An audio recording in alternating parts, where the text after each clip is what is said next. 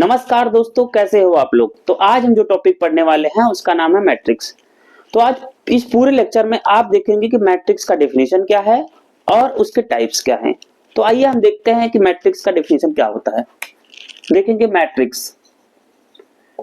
देखो मैट्रिक्स जो होता है वो होता है रेक्टेंगुलर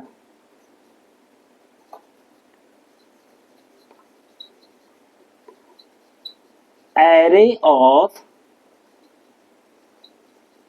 नंबर। मैट्रिक्स जो होता है वो होता है रेक्टेंगुलर एरे ऑफ नंबर। अब आप ये पूछोगे भैया ये एरे का मीनिंग क्या होता है। तो एरे का मीनिंग होता है अरेंजमेंट। मतलब अगर हम नंबर्स को रेक्टेंगुलर फॉर्म में अरेंज कर दें तो उसको बोलेंगे हम लोग मैट्रिक्स। जैसे एग्जांपल देखते हैं। एग्जांपल क्या है, नंबर ले लेते हैं कुछ 2 4 8 3 4 9 3 2 1। ये मैंने क्या किया, इसको रेक्टेंगल फॉर्म में ऐसे अरेंज किया। कुछ नंबर है उसको रेक्टेंगल फॉर्म में मैंने अरेंज कर दिया है, तो इसी चीज को बोलते हैं मैट्रिक्स। और देखो इसमें ये क्या होता है, रोज। इसको बोलते हैं रो, इसको भी बोलते हैं रो। ऐसे जो लाइन होती है उसको बोलते हैं रो, और ऐसे जो लाइन होती है उसको बोलते हैं कॉलम।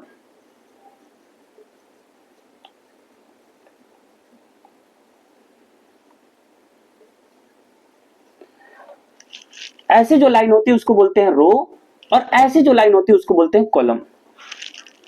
देखो ये होती है रो, ये होती है कॉलम। ये चीज याद रखना आपको, क्योंकि बच्चों को बहुत ज्यादा कंफ्यूजन होती है रो और कॉलम में। तो रो और कॉलम आपको समझ में आ गया। अब देखेंगे हम order of matrix. Order of matrix क्या होता है।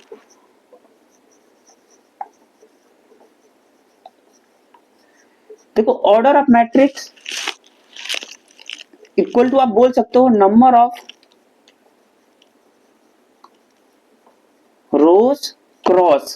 क्रॉस का साइन मल्टीप्लाई का नहीं, ये बात याद रखना आप लोग। Number of rows cross number of column. मतलब कितने रो है उसका क्रॉस कर दो किसके साथ, नंबर ऑफ कॉलम के साथ। तो इस पूरे मैट्रिक्स में कितने रो हैं भाई, first row, second row, third row. First column, second column और थर्ड कॉलम। तो आपके पास 3 रो है और 3 कॉलम है। तो 3 क्रॉस 3 ये हो जाएगा ऑर्डर ऑफ मैट्रिक्स। इस मैट्रिक्स के लिए ऑर्डर ऑफ मैट्रिक्स कितने हो जाएंगे, 3 क्रॉस 3। और एक मैं दूसरा मैट्रिक्स लेता हूं 1 2 3। ये भी तो एक मैट्रिक्स है। तो इसका देखो इसमें कितने रो है, पहले ध्यान से देखो। इसमें first row, second row, third row. आपके पास 3 रो है और कॉलम कितने हैं, ओनली 1 कॉलम है। तो इसका ऑर्डर क्या हो जाएगा, तो इसके लिए क्या है, ऑर्डर ऑफ मैट्रिक्स जो हो जाएगा इसका, मैंने बोला था जो रो है और क्रॉस जितना कॉलम है, तो 3 क्रॉस 1 इसका ऑर्डर ऑफ मैट्रिक्स हो जाएंगे। अब हम देखेंगे कि नंबर ऑफ एलिमेंट, किसी भी मैट्रिक्स में कितने नंबर ऑफ एलिमेंट होंगे। तो देखेंगे नंबर ऑफ एलिमेंट।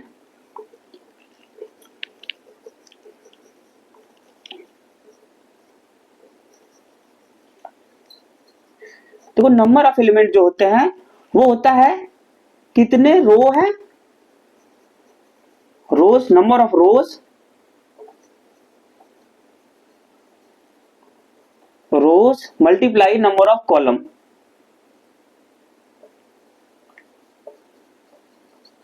देखो यहां क्रॉस है, ठीक, और ये है मल्टीप्लाई। तो एलिमेंट में क्या करेंगे, रो को और कॉलम को मल्टीप्लाई कर देंगे। नंबर ऑफ रोज कितना है और नंबर ऑफ कॉलम क्या है उसको मल्टीप्लाई कर देंगे तो हमको मिल जाएगा कितने एलिमेंट है। जैसे इस वाले मैट्रिक्स में देखते हैं हम कि कितने एलिमेंट है। देखो इसको बोलते हैं एलिमेंट, इसको बोलते हैं एलिमेंट, इन सबको बोलते हैं एलिमेंट। तो इसमें कितने एलिमेंट है, आप ऐसे देख कर मालूम चल रहा है कि इसमें 9 एलिमेंट है। तो क्या हो जाएगा, नंबर ऑफ रोज कितने इसमें, 3 मल्टीप्लाई 3 इक्वल टू 9। तो नंबर ऑफ एलिमेंट कितने आ जाएंगे इसमें, 9। तो आपको ये चीज समझ में आ गया कि ये क्या है, आपके पास मैट्रिक्स क्या है और ऑर्डर ऑफ मैट्रिक्स क्या होते हैं, और क्या है आपके पास element of number of element in a matrix क्या होते हैं, कितने होते हैं। इतनी बात समझ में आ गई। आगे बढ़ते हैं।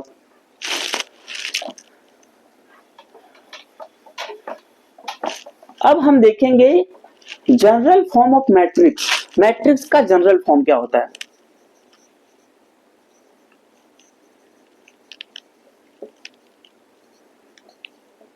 जब मान लेते हैं हमारे पास क्या हो, एम रोज हो और एन कॉलम हो, एम रो हो और एन कॉलम हो, तो जनरल फॉर्म ऑफ मैट्रिक्स क्या होंगे। मान लेते एक मैंने मेरा रेक्टेंगल शेप बना लिया भाई, यहां पे लिख दिया A11 A12 A13 dash dash dash A1n A2n 21 A22 A23 dash dash dash A2n। ऐसे नीचे आते रहोगे तो AM1, ऐसे नीचे आओगे तो AM2, ऐसे नीचे आओगे तो AM3 dash dash dash AMN। अब देखो ये चीज है क्या, ये जनरल फॉर्म ऑफ मैट्रिक्स है, इसी को कहते हैं जनरल फॉर्म मैट्रिक्स। इसको ऐसे भी लिखते हैं A equal to AI J M cross N। ये है order of matrix M cross N। मतलब कि जो है इस पूरे मैट्रिक्स के ऑर्डर कितने हैं भाई, M क्रॉस N। ऑर्डर क्या है, M क्रॉस N। अब हम इसके एलिमेंट के बारे में थोड़ा समझते हैं कि ये 1 1 क्या है, ये 1 2 क्या है।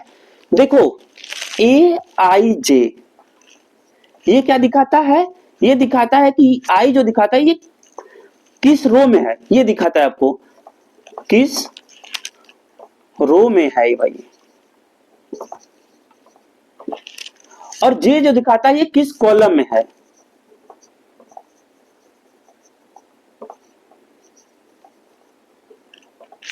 I जो दिखाता है वो किस रो में है और J जो दिखाता है वो किस कॉलम में है। देखो यहाँ पे AIJ से हम लोग यहाँ पे डिनोट किए हैं, तो क्या है देखो A11 मतलब ये जो एलिमेंट है A11 इसका पोजीशन क्या है, ये फर्स्ट रो में है और ये फर्स्ट कॉलम में है। इतनी बात आपको समझ में आ गई होगी। जैसे हम यहां से एक एलिमेंट उठा लेते हैं A23, तो आपको A23 मैं जब बोलूंगा तो आपको ये बात तुरंत आ जाएगा समझ में कि ये A23 जो है ये सेकेंड रो और थर्ड कॉलम में है, ये सेकेंड रो और third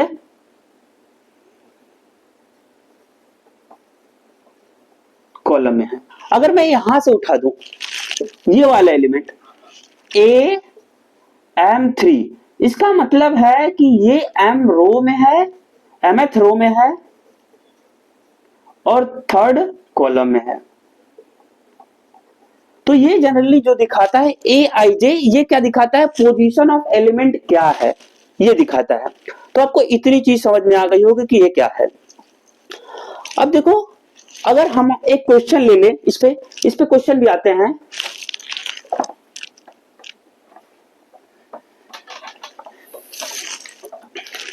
A equal to general form AIJ M cross N, यही था उसका। एक क्वेश्चन लेते हैं कि मतलब हमको फॉर्म करना है, हमको फॉर्म करना है एक मैट्रिक्स फॉर्म करना है जो 2 क्रॉस 2 का हो। इसका मतलब क्या है, इसका ऑर्डर जो है वो 2 क्रॉस 2 का होना चाहिए, 2 क्रॉस 2 का हो और उसके लिए कुछ दिया गया है AIJ इक्वल टू, आपको दिया गया है I प्लस J का होल स्क्वायर अपॉन 2। ये कंडीशन दिया गया है कि एक फॉर्म करना है आपको मैट्रिक्स जो 2 क्रॉस 2 का हो और उसके लिए कंडीशन दिया गया कि AIJ जो हो I प्लस J का होल स्क्वायर अपॉन 2 हो। तो हम एक 2 क्रॉस 2 का जनरल मैट्रिक्स फॉर्म करेंगे। पहले जनरल मैट्रिक्स फॉर्म करने के लिए क्या करेंगे, A11 A12 A21 A22, ये आपके पास 2 क्रॉस 2 का एक जनरल मैट्रिक्स फॉर्म हो गया। इतनी बात समझ में आ गई होगी आपको। तो आगे देखते हैं अब कि A11, अब A11 अप्लाई करेंगे इस पे, इस वाले पे अप्लाई करेंगे तो क्या हो जाएगा, 1 प्लस 1 का होल स्क्वायर अपॉन 2, तो कितना हो जाएगा 1 प्लस 1 अपॉन 1 प्लस 1 2/2। 1 प्लस 1, देखो यहाँ पे i की जगह क्या था 1 था, j की जगह क्या था 1 था, तो क्या करेंगे i की जगह 1 लिख दिए, j की जगह 1 लिख दिया आप लोग, तो 2 का होल स्क्वायर अपॉन 2, तो कितना आ जाएगा ये 4/2 आई मीन 2। तो इसका आंसर आ गया 2, मतलब A11 जो है आपका 2 आ गया। A12 कितना आएगा आपके पास, तो A12 मतलब i की जगह आपको रखना है 1 और j की जगह रखना है 2, तो कितना हो जाएगा 1 प्लस 2 का होल स्क्वायर बाई 2, तो कितना हो जाएगा 3 का होल स्क्वायर बाई 2, तो ये कितना हो जाएगा 9/2। तो मतलब जो A12 आया है वो कितना आया है 9/2। इतनी बात आपको समझ में आ गई, वेरी गुड। आगे चलते हैं, A21 इक्वल टू a की जगह रखना है आपको, i की जगह रखना है आपको 2 और j की जगह रखना है आपको 1, तो क्या हो जाएगा 2 प्लस 1/2 का होल स्क्वायर मतलब 9/2, ये भी आ जाएगा, तो ये भी कितना आ गया 9/2। अब देखो A22 मतलब i की जगह आपको रखना है 2 और j की जगह रखना है कितना 2, तो कितना हो जाएगा 2 प्लस 2 का whole square by 2 equal to कितना हो जाएगा 4 का होल स्क्वायर बाई 2 मतलब 16/2 इक्वल टू 8। तो आंसर A22 इक्वल टू आ गया 8। मतलब जो हमारे पास मैट्रिक्स फॉर्म हुए हैं वो क्या हो जाएगा आपके पास 2 9/2 9/2 और 8, ये आपके पास 2 क्रॉस 2 का मैट्रिक्स आपके पास एक बन गया, जिसमें एलिमेंट कितने हैं, देखो मैंने कहा था एलिमेंट निकालने के लिए रो और कॉलम को क्या करेंगे मल्टीप्लाई कर देंगे, तो नंबर ऑफ रो और number of column, number of row 2 है और नंबर ऑफ कॉलम कितना है 2, तो इसको मल्टीप्लाई कर देंगे तो इसमें एलिमेंट कितने आ गए 4। इतनी बात आप लोगों को समझ में आ गई होगी मेरे हिसाब से। तो अब हम इसको मिटा दे रहे हैं, अब आगे चलेंगे हम देखेंगे कि टाइप ऑफ मैट्रिक्स क्या होते हैं, कितने होते हैं। तो इसको मिटा देते हैं, आप लोग वीडियो को पॉज करके अगर लिखना होगा तो लिख लेना, नहीं तो समझ में आ गया तो बहुत अच्छी बात है। अब देखेंगे type of matrix.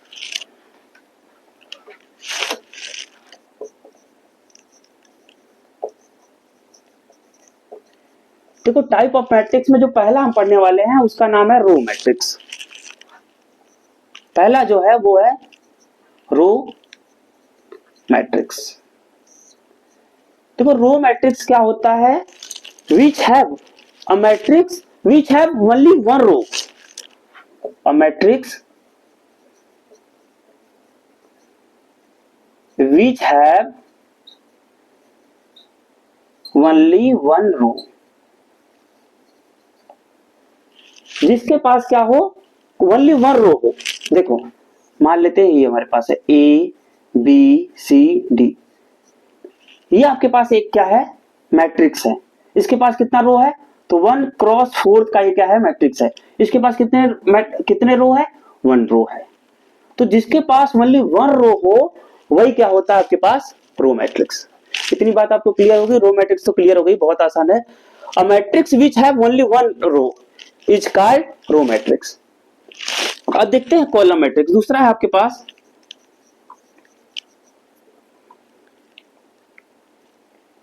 Column matrix. देखो कॉलम मैट्रिक्स क्या होता है, a matrix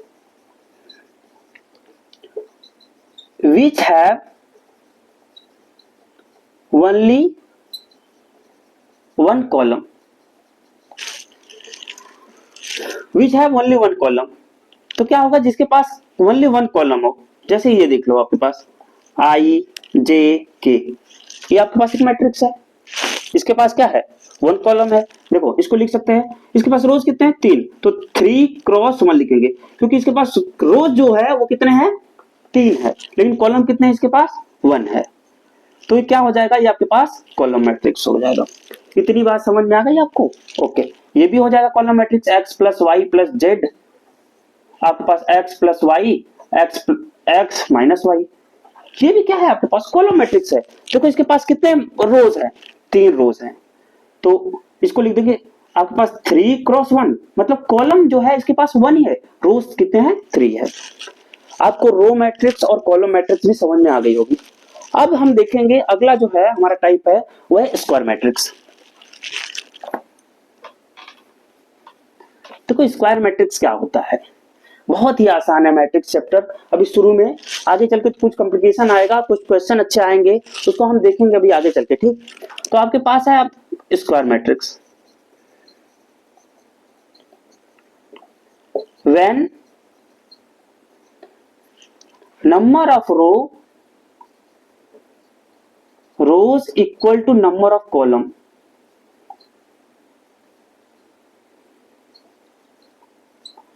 number of rows जब नंबर ऑफ कॉलम के इक्वल हो जाए तो उसको क्या बोलेंगे हम लोग, square matrix. Number of rows जब नंबर ऑफ कॉलम के बराबर हो जाए तो हम कहेंगे क्या, वो स्क्वायर मैट्रिक्स है। m equal to n, m को हम डिनोट करते थे नंबर ऑफ रोज, n को डिनोट करते थे नंबर ऑफ कॉलम। ओके, इतनी बात समझे। जैसे इसका एग्जांपल देखो, 2 2 1 1, ये क्या है आपके पास, स्क्वायर मैट्रिक्स। देखो 2 क्रॉस 2 का मैट्रिक्स है, number of rows equal to number of column, तो ये क्या हो जाएगा आपके पास, स्क्वायर मैट्रिक्स। इतनी बात समझ में आ गई होगी बिल्कुल अच्छी तरीके से आपको। और देख लेते हैं 3 क्रॉस 3 का मैट्रिक्स, 4 क्रॉस 4 का मैट्रिक्स, 1 क्रॉस 1 का मैट्रिक्स, 1 क्रॉस 1 का मैट्रिक्स। ये मैट्रिक्स को देखें, अगर यहाँ पे 1 है, यहाँ पे 2 ले लो, तो ये भी क्या है, स्क्वायर मैट्रिक्स है। देखो इसमें 1 क्रॉस 1, मतलब इसके पास 1 रो और 1 कॉलम है, तो ये भी क्या हो गई, स्क्वायर मैट्रिक्स होगा। इतनी बात समझ में आ गई। ओके, अब थोड़े से आएंगे अच्छे वाले मैट्रिक्स, जिसका नाम है डायगोनल मैट्रिक्स। अब देखेंगे डायगोनल मैट्रिक्स।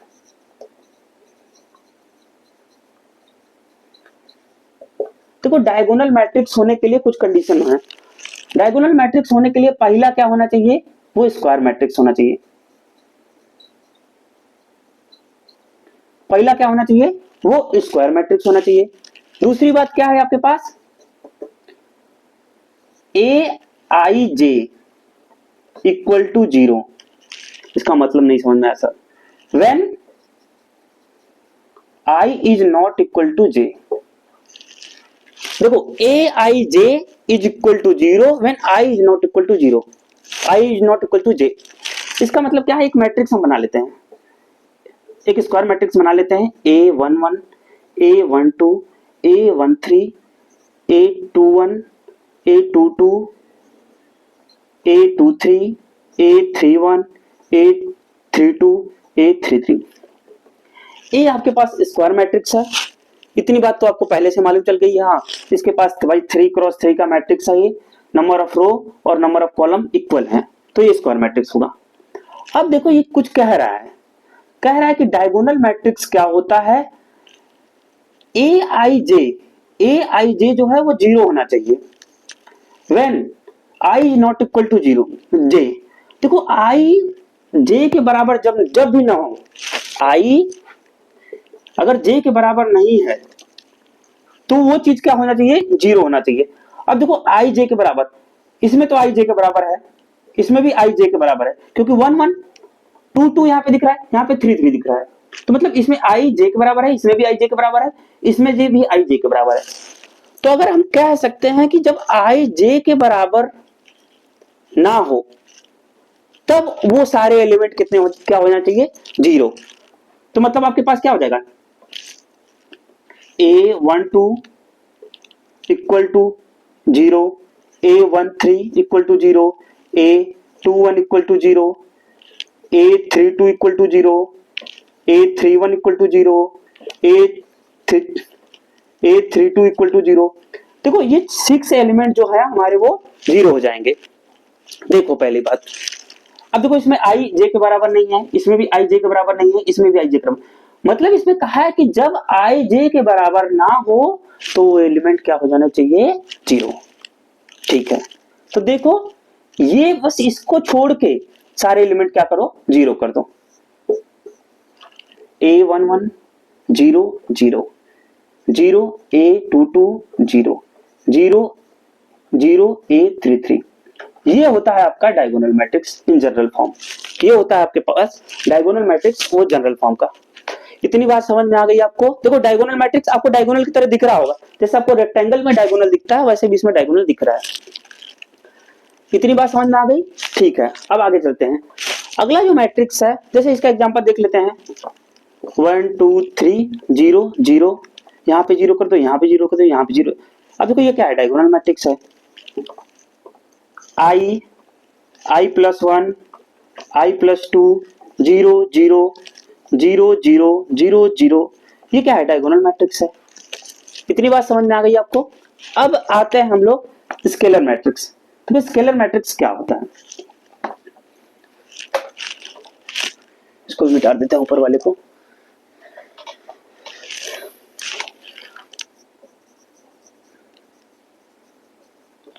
देखो स्केलर मैट्रिक्स क्या होता है, पहली बात तो इसमें भी क्या होना चाहिए, पहला कंडीशन स्क्वायर मैट्रिक्स होना चाहिए, स्क्वायर मैट्रिक्स होना चाहिए, पहला कंडीशन ये भाई। दूसरा कंडीशन है A I J is equal to 0 when, कब, जब i is not equal to j, ये दूसरा कंडीशन है। तीसरा कंडीशन है आपके पास कि ए आई जे जो है वो क्या होना चाहिए, इक्वल, कोई भी कांस्टेंट होना चाहिए। ए आई जे जो है वो क्या होना चाहिए, कोई कांस्टेंट होना चाहिए। तो पहले हम एक बनाते हैं square matrix, A11 A12 A13 A21 A22 A23 A31 A32 A33। Same condition आप इसके पहले देख चुके हो कि हाँ ये डायगोनल मैट्रिक्स क्या होता है, डायगोनल मैट्रिक्स तक तो ये कंडीशन है ही। तो मतलब आपके पास क्या बच जाएंगे, ये A11 A22 A23 A33, यहां लिख लेते हैं, यहाँ 0 यहाँ 0 यहाँ 0 यहाँ 0 यहाँ 0 यहाँ 0। ये जो है इसमें देखो तीसरा कंडीशन क्या कह रहा है, ये जो तीनों है वो कोई कांस्टेंट हो एक्सेप्ट 0, ये 0 नहीं होना चाहिए, 0 को छोड़कर, ठीक, where k is not equal to 0 ऐसा लिख लो, ठीक। ये 0 को छोड़ के कोई भी क्या होना चाहिए, कांस्टेंट होना चाहिए। मान लेते हैं यहाँ पे इसको ऐसे ले लेते हैं, k 0 0 0 0 0 0, ये कोई कांस्टेंट होना चाहिए, 1 1 भी हो सकता है, 2 2 भी हो सकता है, कुछ भी हो जाए, ये तीनों चीज क्या हो, सेम हो। जैसे देख लेते हैं 1 2 2 2 0 0 0 0 0 0, ये देखो तीनों सेम है, तो ये क्या हो जाएगा, स्केलर मैट्रिक्स। इतनी बात समझ में आ गई आपको कि स्केलर मैट्रिक्स क्या होता है, डायगोनल मैट्रिक्स क्या होता है, स्क्वायर मैट्रिक्स क्या होता है, इतनी बात तो समझ में आ ही गई होगी। अब आगे देखते हैं, तो अगला जो हमारा मैट्रिक्स है वो है आइडेंटिटी मैट्रिक्स।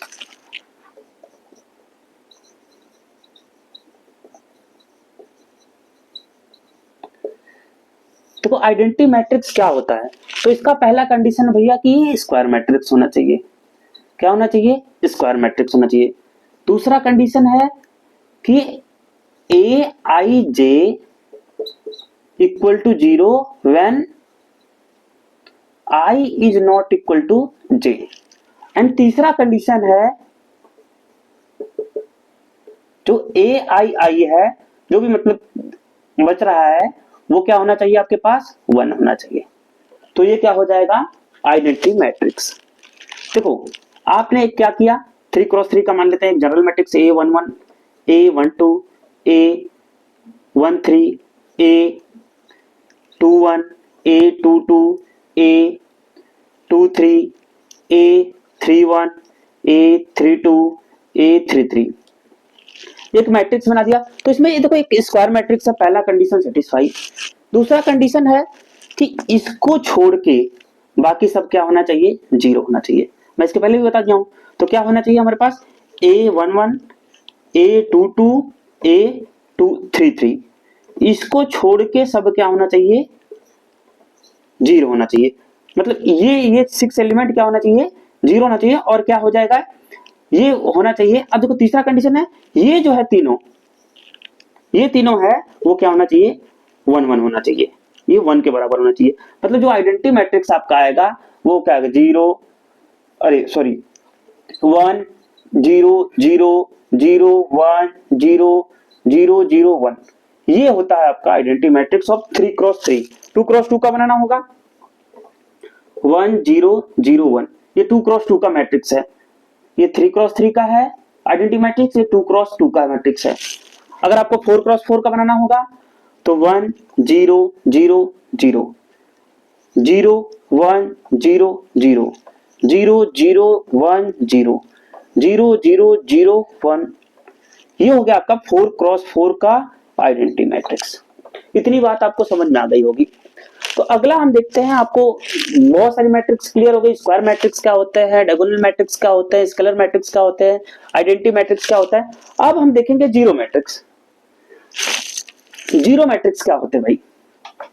जीरो मैट्रिक्स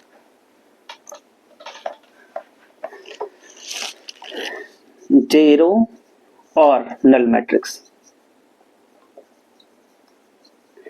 देखो जीरो या नल मैट्रिक्स ये क्या होता है? जिसके सारे के सारे एलिमेंट क्या हो, जीरो हो। जिसके सारे के सारे एलिमेंट क्या हो, जीरो हो, उसको हम लोग क्या है, ये 2x2 का जीरो मैट्रिक्स है। ये 3x3 का जीरो मैट्रिक्स है। मतलब जिसके सारे के सारे एलिमेंट क्या हो, जीरो हो, उसको बोलेंगे हम लोग क्या, जीरो मैट्रिक्स या नल मैट्रिक्स। ओके, अगला मैट्रिक्स देखते हैं हम। देखो हमारे जो सर थे वो हम लोग को बार बार कंफ्यूज करते थे, square matrix, diagonal matrix, scalar matrix और जीरो मैट्रिक्स में हमेशा ही कंफ्यूज करते थे। तो आप इस थोड़ी थोड़ी बारीकियां उसको अगर ध्यान देंगे तो आपको कोई कंफ्यूजन नहीं होगी। अब अगला देखें हम लोग अपर ट्रायंगुलर मैट्रिक्स।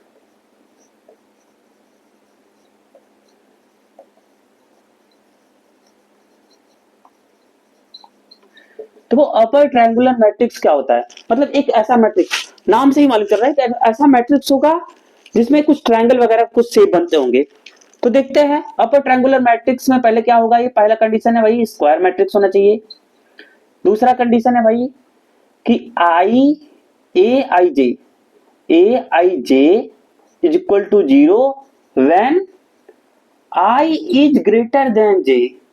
यहां पे कंडीशन क्या है, आई इज ग्रेटर देन जे।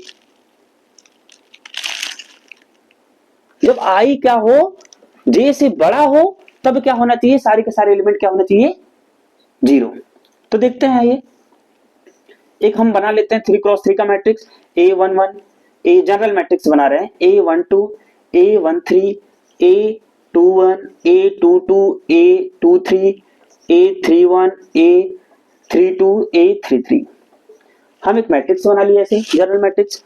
अभी कह रहा है इसमें ध्यान देना, I J equal to 0 when I is greater than 0।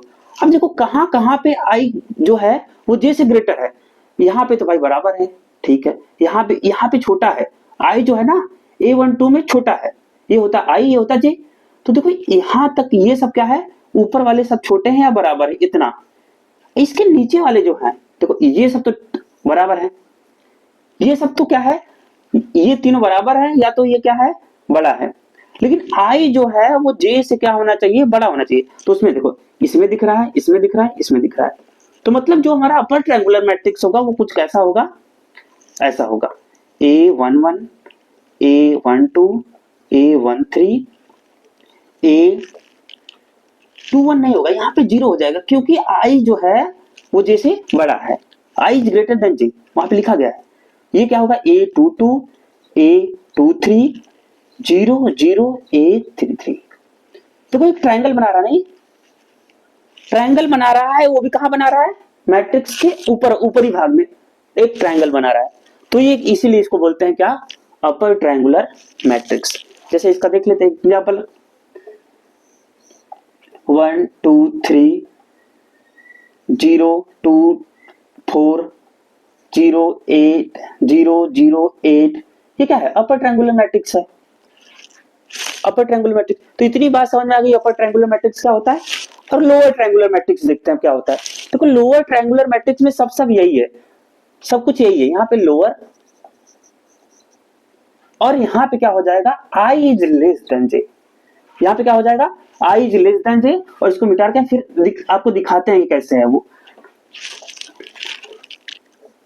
A11 A12 A13 A21 A22 A23 A31, A32, A33। अब देखो इसमें कह रहा है कि लोअर ट्रायंगुलर मैट्रिक्स I जो है वो J से छोटा होना चाहिए, I जो है वो J से छोटा होना चाहिए, तो सारे एलिमेंट क्या होंगे, 0। देखो I जो J से छोटा है वो यही है, ये तीनों एलिमेंट, तो ये तीनों एलिमेंट क्या हो जाएंगे, 0 हो जाएगा।